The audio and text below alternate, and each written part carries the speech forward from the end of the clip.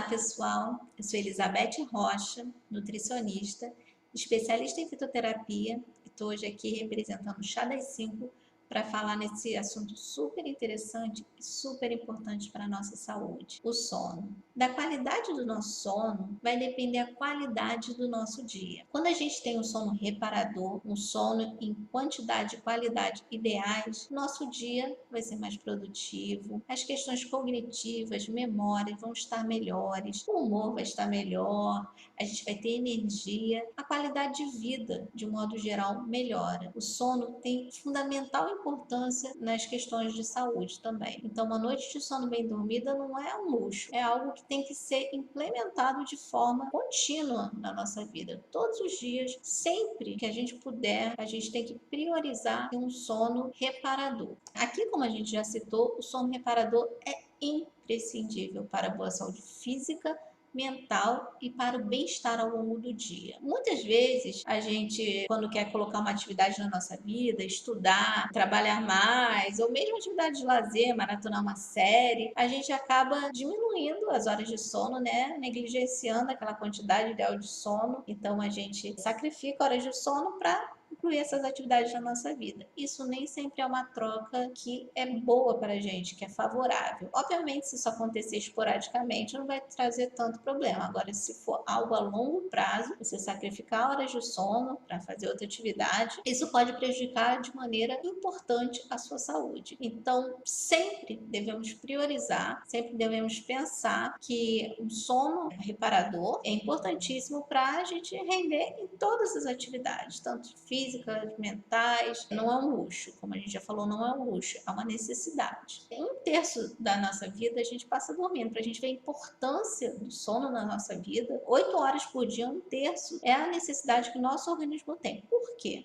O sono é o momento que a gente faz a reparação, que a gente faz toda aquela remodelação do nosso organismo, a gente descansa, a gente melhora, a gente recupera algumas células, a gente regenera, né, alguns tecidos e a gente tem um relaxamento também do corpo. Então, tanto a parte física quanto a parte cognitiva, elas têm uma função, né, um momento de recuperação durante o sono. Então, daí vem a importância do sono e a importância da quantidade de sono a gente vai entender agora, porque o sono deve ser contínuo e deve ser em quantidade de 7 a 8 horas. Aqui, a recomendação de sono, né, como eu falei, na criança chega a 17 horas, no idoso de 7 a 8 horas, no adulto de 7 a 9 horas a gente coloca aí no meio termo, que são 8 horas. Claro, sempre há exceções. Existem pessoas que com menos quantidade de horas de sono conseguem ter um sono reparador, mas isso é muito mais exceção do que regra. Em regra, o ideal é dormirmos às 8 horas. E agora, entender por que dormir, para que precisamos dormir, qual é a função do sono. Durante o sono a gente está numa série de células, tecidos do nosso organismo, tem até a regulação de temperatura durante o sono, que também é importante, consolidação da memória e aprendizado, então aquela memória e aprendizado ao longo do dia consolidada no sono, e o repouso do organismo. Como a gente falou, o organismo é uma máquina, e toda máquina ela precisa de um período de descanso depois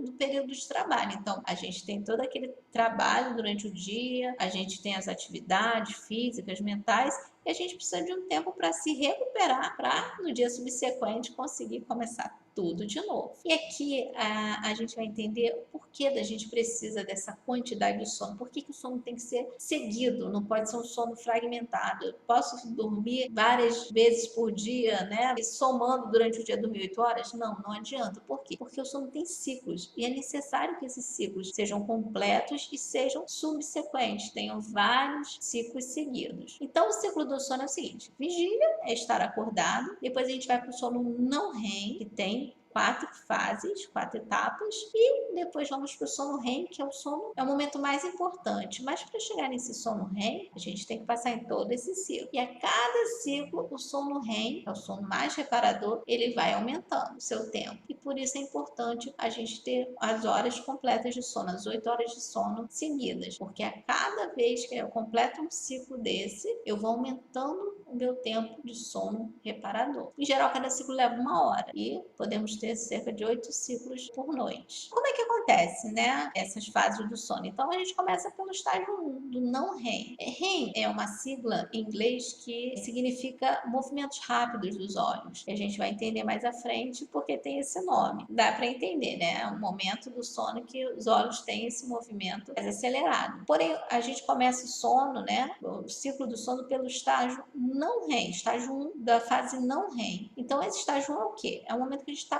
pegando no sono, né? É o que a gente fala de pegar no sono. Então, é a fase que a gente ainda está um pouquinho conectado, né? O mundo, mas a gente já está entrando no sono. Então, a gente vai desacelerando a respiração, diminuindo a pressão, o batimento cardíaco fica mais regular, a temperatura do corpo cai, os músculos relaxam. Então, a gente vai começando a entrar naquele sono um pouco mais pesado, que é o estágio 2. Então, aqui é um sono mais profundo. Esse estágio 2 chega a cerca de 25 minutos. E nesse sono é um estágio, como a gente falou, um pouquinho mais profundo que aquele anterior. Os músculos estão relaxados, a respiração e o coração ainda ficam mais lentos, os processos metabólicos desaceleram. Então, o corpo fica com um metabolismo bem lentinho, o músculo bem relaxado, a respiração, o coração lento. Então, é uma fase realmente de descanso do corpo. O terceiro e quarto estágio são já considerados sonos profundos. O quarto estágio é um pouco mais profundo que o terceiro, mas eles são muito parecidos.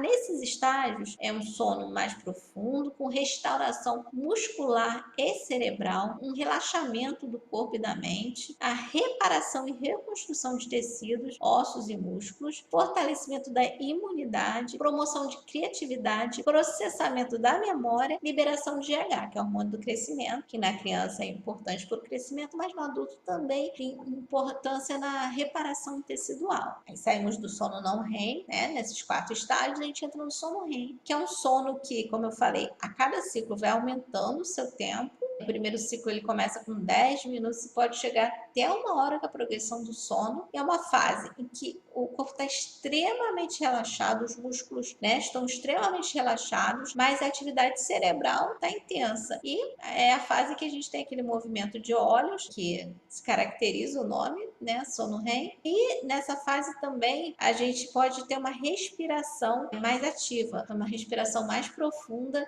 e mais rápida. O sono REM tem como características aceleramento da atividade cerebral, que estava vindo diminuindo na fase não REM. Nessa fase ela volta a crescer e os sonhos são mais vívidos. Nessa fase a gente tem aqueles sonhos bem vívidos, que isso é causado pelo aumento da atividade cerebral, transferência do aprendizado para uma área do cérebro onde ele é retido. Então a gente tem uma memória permanente daquele aprendizado que a gente teve durante o dia. E como eu falei, a respiração fica mais errática e irregular nessa fase. Bom, conhecendo as fases do sono, a gente agora vai conhecer o que prejudica esse sono. Então a gente viu que é importante a gente ter essas fases, esses ciclos, para a gente ter restauração do organismo, reparação tecidual, reparação das atividades cerebrais, memorização, enfim, para vários fatores, saúde, a gente precisa ter esses ciclos constantes e completos. E o que pode atrapalhar esses ciclos? O que pode atrapalhar esse sono? O que é o distúrbio do sono? São condições, conjuntos de condições, podem ser doenças, podem ser sintomas ou não, que são capazes de afetar o sono, ou seja, prejudicar o seu sono, tanto em qualidade quanto em quantidade. Então, você pode não conseguir dormir ou conseguir dormir, mas esse sono não ser um sono reparador, não ser um sono de qualidade, você acorda no outro dia cansado, você não consegue se recuperar daquele dia anterior. Porque o sono é exatamente isso. Você se recupera do dia anterior para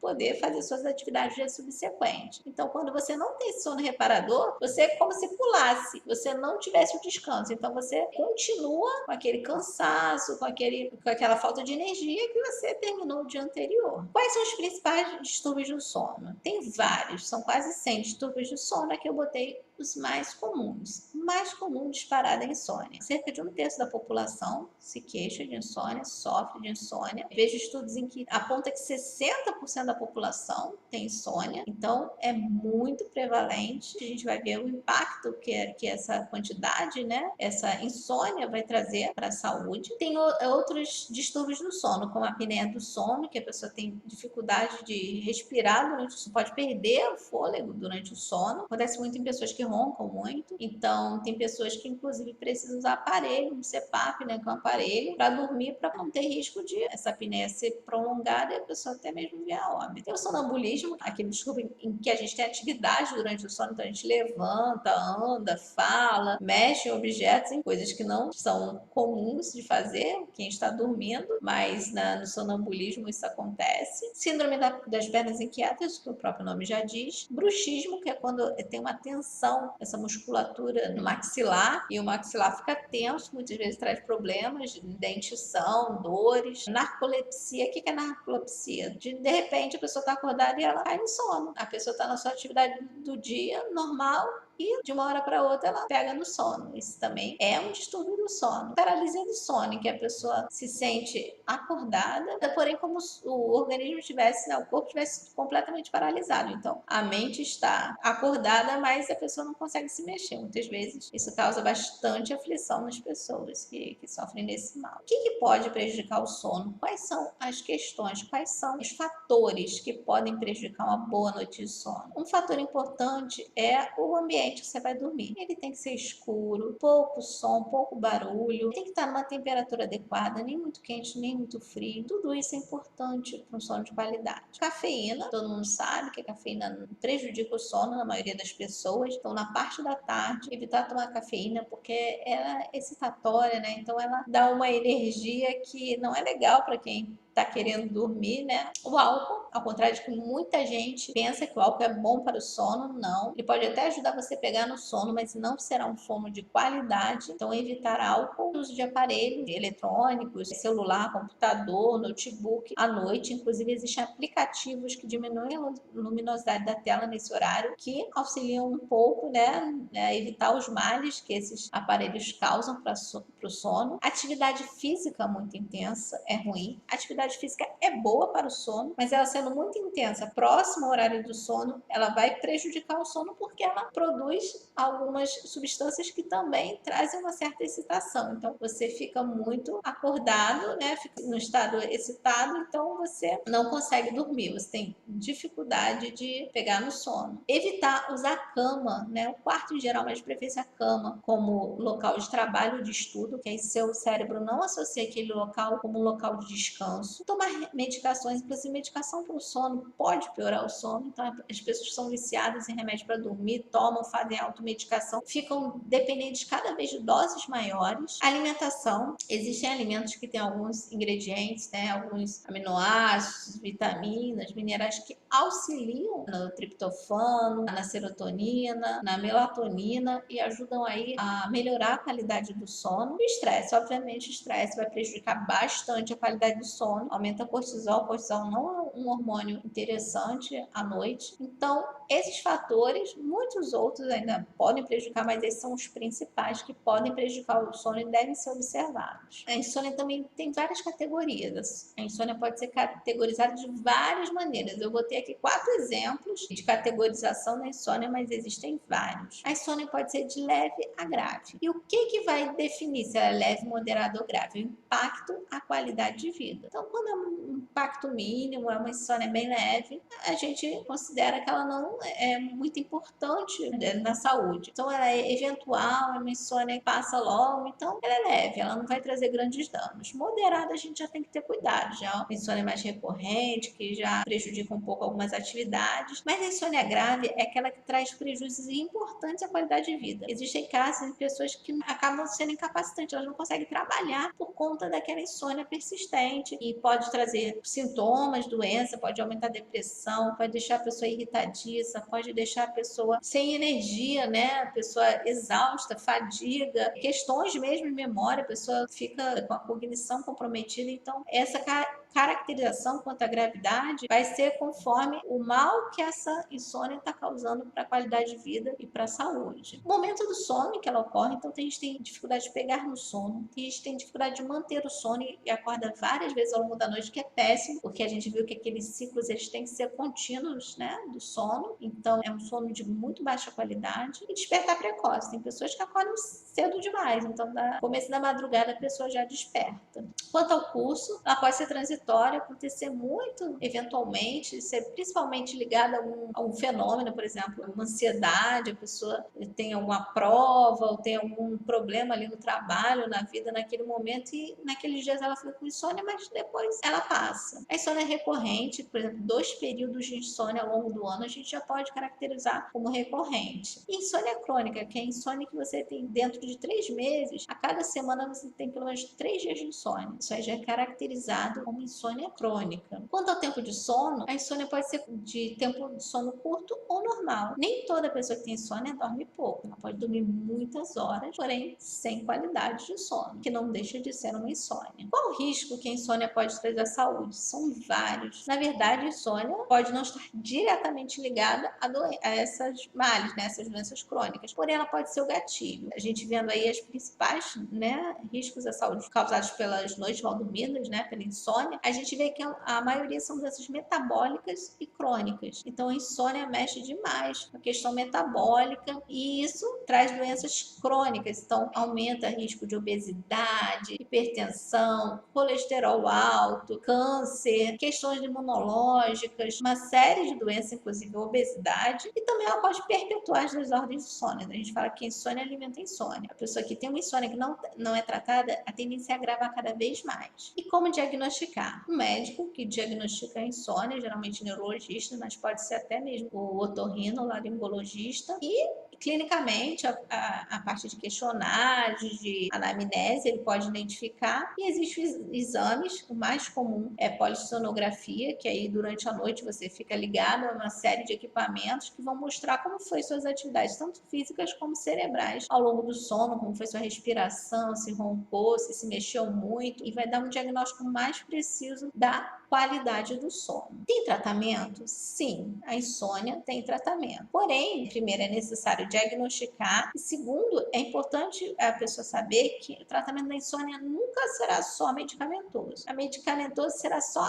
em último caso. Geralmente, o que o médico indica é que a pessoa faça higiene do sono, são hábitos de vida que ela tem que adquirir para melhorar a qualidade de sono e, se necessário, se não surtir efeito, se essa insônia estiver afetando, né, de forma mais importante a saúde do paciente, o médico pode prescrever algumas medicações que vão aí ajudar nesse sono. E existe também, para as formas das insônias que não são necessárias medicamentação alopática, o uso de fitoterapia. Então existem fitoterápicos, existem plantas, podem ser na forma de infusão, né, chá, tintura ou cápsulas que podem ajudar a melhorar essa qualidade do sono. Aliado a isso, óbvio, a alimentação, como a gente falou, a alimentação é super importante, existem ingredientes, existem componentes dos alimentos que vão melhorar o sono. Então você aliando os hábitos de vida, né, a gente fala higiene do sono, com a alimentação e com a questão fitoterápica, você pode sim estar melhorando a insônia. Como é uma doença que geralmente é crônica, vai levar um tempinho para melhorar, mas já nos primeiros dias de tratamento, geralmente as pessoas referem uma melhora de vários sintomas. Então a pessoa começa a ter mais energia, começa a se sentir melhor quando acorda, a memória fica melhor. Então é muito importante, é muito